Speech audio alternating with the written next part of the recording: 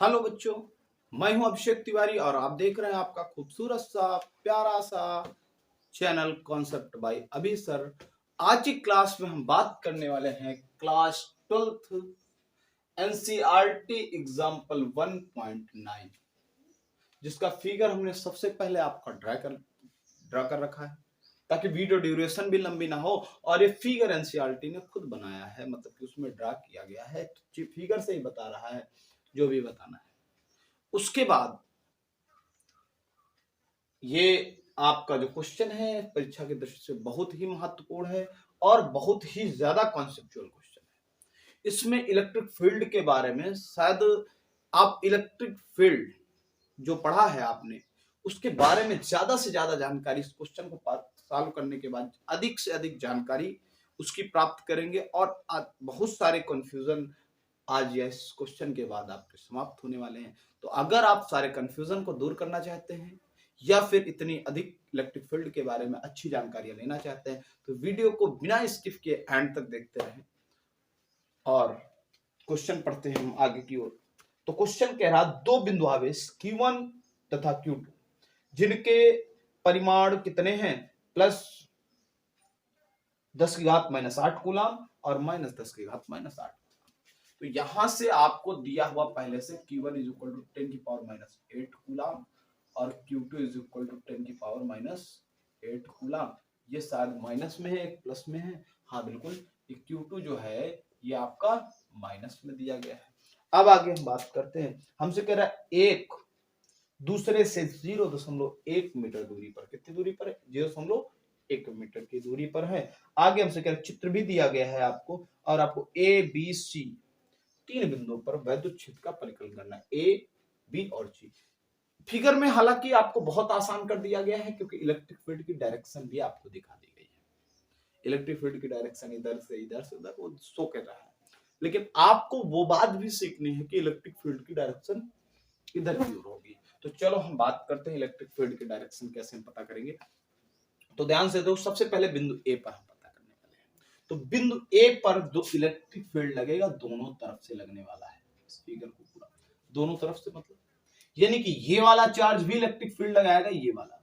तो एक बात ध्यान रखना, एक बात मैंने बताई थी हमारे वीडियो लेक्चर में जहां इलेक्ट्रिक फील्ड हमने बताया था, उसमें बताया है कि जो पॉजिटिव चार्ज होता है उससे इलेक्ट्रिक फील्ड बाहर की तरफ होती है और निगेटिव चार्ज में इलेक्ट्रिक फील्ड अंदर की ओर होती है। डायरेक्शन बताई थी किसी तो पॉजिटिव चार्ज से बाहर की ओर और निगेटिव चार्ज में अंदर की ओर होती है। तो अगर हम इसके बात करें, इसके कारण, किसके कारण?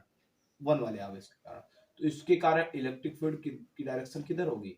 ई ए पर वन के कारण इस डायरेक्शन पर होगी। अच्छा, टू के कारण, इसके कारण, तो ये कैसा है? ये पॉजिटिव भैया, ध्यान से देखो, उसमें ये पॉजिटिव है और ये निगेटिव। तो निगेटिव इसके कारण भी सेम डायरेक्शन में होंगे, ए के कारण टू की डायरेक्शन भी सेम होगी। और सेम होने की वजह से हम क्या करते हैं, जैसे दोनों वेक्टर क्वांटिटी सेम डायरेक्शन में है तो उनका हम क्या करते हैं, परिणामी निकालने के लिए ऐड कर देते हैं, यानी जोड़ देते हैं। तो हम E A1 निकाल लें, E A2 निकाल लें और दोनों को जोड़ दें, पॉइंट ए पर परिणामी तीव्रता मिल जाएगी वैद्युत क्षेत्र की। सबसे पहले ए पॉइंट पे बात करेंगे, अभी धीरे धीरे हम लोग बी और सी पॉइंट पर भी बात करने वाले हैं। तो सबसे पहले बिंदु ए पर Q1 के कारण वैद्युत क्षेत्र कितना होगा भैया? तो ए पर 1 के कारण चुंबकीय क्षेत्र क्या होगा? 1/4πε0 Q/r², आपने पढ़ा है। तो यहां से हो जाएगा 9 गुणे 10 की घात 9 गुणे Q1 कितना है भैया? Q1 है आपका, Q कितना है? Q का मतलब 1 के कारण, तो Q1 कर दो। तो Q1 कितना है? 10 की पावर -8 अपान, यहाँ पे परिमाण की जरूरत है, माइनस लग सकते हो केवल डायरेक्शन के लिए, परिमाण ही रखेगी, माइनस से लगा के आपको कंफ्यूज नहीं करना चाहते। आर कितनी है भैया? आर कितनी है ए और पॉजिटिव चार्ज के बीच में? तो 0.05 का होल स्क्वायर। जरा सॉल्व करते हैं इसको, सॉल्व करोगे तो ये आ जाएगा 9 इंटू 10 की पावर, ये कितना हो जाएगा? 9 और 8, ये क्या बचेगा? 90 हो जाएगा अपान 25, तो 0.0025 कितने अंक बाद? दशमलव हो जाएगा, 4 अंक बाद। पॉइंट हटाओगे तो कितने जीरो बच जाएंगे, 1 2 3 4। तो यहां से आपका आ जाता है कितना, 25 चौको 100, तो यानी 36 36,000, 4,000 बचेगा। तो यहां से आ जाएगा आपको 36,000 न्यूटन प्रति कूलम। ये बिल्कुल आ गया। अब बिंदु ए पर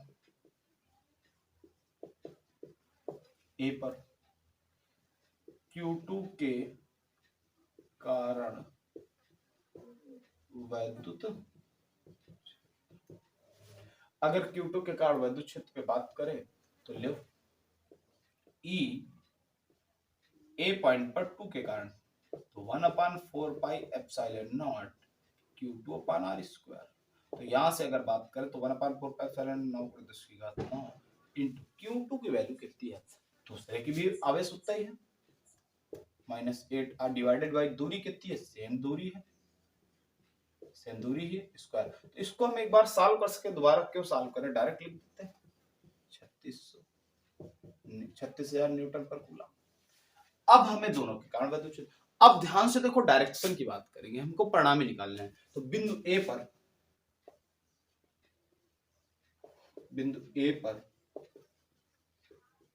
परिणामी वैद्युत क्षेत्र ई ए बराबर, दोनों की डायरेक्शन क्या है, सेम। अगर अपोजिट होती है तो घट जाती है, सेम होती है तो जुड़ जाती है, और कोई एंगल होता है तो उसका क्या कर देते हैं हम लोग, घटक डिवाइड कर देते हैं। तो हमने फोर्स वाले आगे इससे प्रीवियस एग्जांपल में बताया है।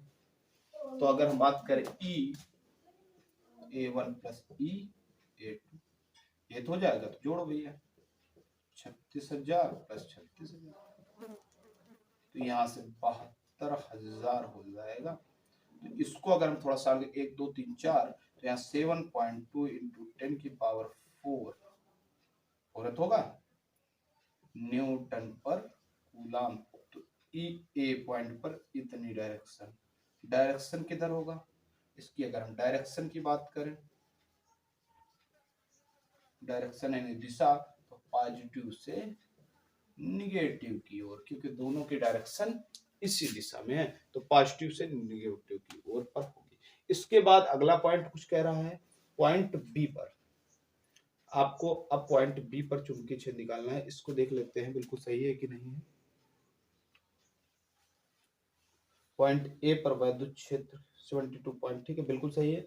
अब हम चेक करते हैं बी पॉइंट पर क्षेत्र, तो इसको आप पोस्ट करके नोट कर लें।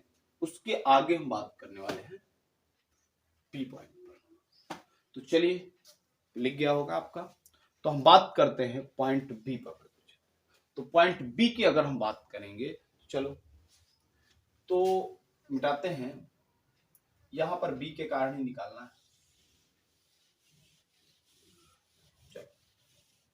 एक के कारण पहला आंसर आपको प्राप्त हो गया, पॉइंट बी पर Q1 के कारण, ये तो बदलने जाएगा Q1 Q2, और इसके कारण बी पर Q1 के कारण वैद्युत क्षेत्र कितना हो जाएगा। तो चलो हम बात करते हैं बी के कारण, सॉरी बिंदु बी पर। तो बिंदु बी पर Q1 के कारण, तो ये पॉजिटिव चार्ज है, तो इसकी डायरेक्शन यहाँ पे कितनी होगी, ई बी पर 1 के कारण इधर डायरेक्शन होगी। अच्छा 2 निगेटिव है तो इसकी डायरेक्शन में होगी अंदर की ओर, ई बी पर 2 की ओर, इसकी दोनों की अपोजिट डायरेक्शन है। तो मैंने क्या कहा था, सेम डायरेक्शन तो ऐड हो जाएगी, अपोजिट डायरेक्शन तो घट जाएगा, यानी सब्ट्रैक्ट हो जाएगा। चलो दोनों को निकालते हैं, घटा देंगे। तो EB1 निकालो, तो EB1 करोगे तो आ जाएगा 1/4πε0 Q1/r²। तो यहां से 9 गुणे 10⁹ Q1 की वैल्यू कितनी है, तो अगर हम Q1 की वैल्यू की बात करें तो यह है 10⁻8 coulomb divided by R। Q1 से B के बियॉन्ड की 0 0.05 इसके पहले हम लोगों ने नोट किया, इसका कितना कैलकुलेशन कितना आया था, इसका 36,000 न्यूटन पर कूलम, बिल्कुल नोट किया था। इसके आगे के पॉइंट पे हम बात करने वाले हैं। तो इसके आगे हम क्या करेंगे, तो EB2 यानी बिंदु बी पर Q2 के कारण वैद्युत क्षेत्र। Q2 के कारण अगर वैद्युत क्षेत्र पे हम बात करें तो क्या निकलेगा, तो EB2 इज इक्वल टू आ जाएगा 1/4πε0 Q2/R²। तो यहां से 9 × 10⁹ इंटू Q2, ध्यान से देखो Q2 कितना है वहां पे रखा हुआ है 1/10⁻⁸ डिवाइडेड बाई Q2 से दूरी कितनी है, R का मान 0.5 0.5 0.5, 3 बार 0.5। ये पूरी डिस्टेंस निकालनी हो तो आप क्या करोगे, 0.05 सॉरी 0.05 था, 0.05 कितना आया 0.15। तो जरा लिख देते हैं यहाँ पे 0.15 का होल स्क्वायर। आगे बात करें,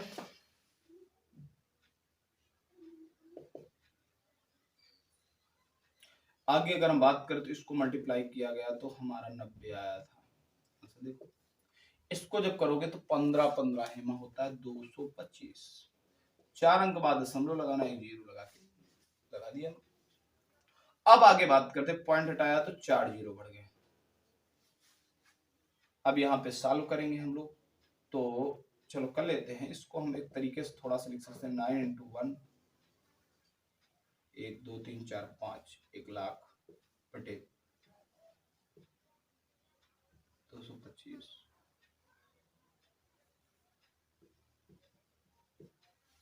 तो ये 25 अट्ठे 225 नवैया 225 और 25 चौको 100, 9 से 9 कट गया, बच गया कहता है 4000। 36,000 में अब कितना हो गया 4000 न्यूटन पर कूलम। इतनी बात हमारे समझ में आ गई, 4000 न्यूटन पर कूलम हो गया। तो हमारा EB2 की वैल्यू मिल गई, EB1 की वैल्यू मिल गई। अब हमें क्या निकालना है, B पर परिणामी। तो बिंदु B पर परिणामी वैद्युत क्षेत्र।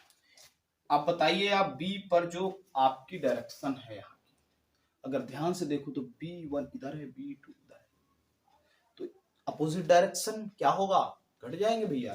तो क्या हो जाएगा EB1 माइनस EB2। सब्ट्रैक्ट कर लो भैया। सब्ट्रैक्ट करने के लिए 36,000 माइनस के 4000, यानी कि 36 में 4 गया, कितना आएगा 32,000, यानी कि हम कह सकते हैं 3.2 गुणे 10⁻⁴ माइनस के 4 न्यूटन पर कूलम। This is answer. तो ये आपका बी बिंदु पर वैद्युत क्षेत्र मिल गया। आप पोज करके इसको नोट कर सकते हैं। इसके बाद हम पॉइंट सी पर बात करने वाले हैं। पॉइंट सी पर कितना वैद्युत क्षेत्र उत्पन्न हुआ उस पॉइंट पे बात करने वाले हैं। ठीक है, तो हम लोग आगे बढ़ते हैं। इसकी डायरेक्शन देख लेते हैं सबसे पहले, उसके बाद पॉइंट सी पे बात करेंगे। तो इसकी डायरेक्शन किधर की होगी, तो एक बात ध्यान से देखो, कौन सा वैद्युत क्षेत्र अधिक है। भैया आपने जैसे फोर्स से लगाया, फोर्स की डायरेक्शन कैसे पता करोगे, 5 न्यूटन इधर लगाया, 3 न्यूटन इधर लगाया, परिणामी कितना हो गया 2 न्यूटन किधर की ओर। 5 इधर का लगा रहा तो 5 वाली बात मानी जाएगी, मतलब 5 इधर 3 इधर, तो 3 तो इस निरस्त कर दिया और 2 न्यूटन की बल तो इधर से लगेगा, भाई खस के 2 तो इधर है बस। उसी तरीके से इधर की ओर ज्यादा लग रहा है कि इधर की ओर बल ज्यादा लग रहा है, इलेक्ट्रिक फील्ड ज्यादा उत्पन्न, तो इधर की ओर 36,000, इधर की ओर 4,000। तो भैया डायरेक्शन तो ये वाली मानी जाएगी ना। तो इसकी जो दिशा होगी, तो दिशा क्या होगी भैया, दिशा होगी इसकी निगेटिव से पॉजिटिव की ओर। इधर की ओर जा रही है तो इधर की मतलब निगेटिव से पॉजिटिव ओर, या फिर इधर से बाहर की ओर। आई बात समझ में। इसके बाद हम पॉइंट सी पर बात करने वाले हैं। लिख गया होगा आपका सब कुछ। अब हम बात करेंगे पॉइंट सी पर वैद्युत क्षेत्र की। चलो हम बात करते हैं पॉइंट सी पर। सेम कंडीशन ऐसे ही कुछ लगना है, लेकिन थोड़ा कुछ सीखने को मिला है। पॉइंट क्या है सीखने वाले, पॉइंट है सीखने वाले ये कि जब हमारी डायरेक्शन सेम होती है इलेक्ट्रिक फील्ड की तो हम जोड़ देते हैं, अपोजिट डायरेक्शन है तो घटा देंगे। अब इस तीसरे में ना सेम होगी ना ही अपोजिट होगी, एक अजीबोगरीब डायरेक्शन मिलेंगी आपको, तब आप कैसे सॉल्व करेंगे। तो पॉइंट सी पर हम बात करने वाले हैं, ये है पॉइंट सी। तो यहां पर देखो पॉजिटिव है तो इसके कारण इलेक्ट्रिक फील्ड बाहर की ओर, EC पर 1 के कारण, अच्छा 2 के कारण निगेटिव चार्ज के कारण अंदर की ओर होती। मैंने पहले ही बना दिया था इस बात को, तो ये इस तरह तो ये कितनी हो जाएगी भैया, ई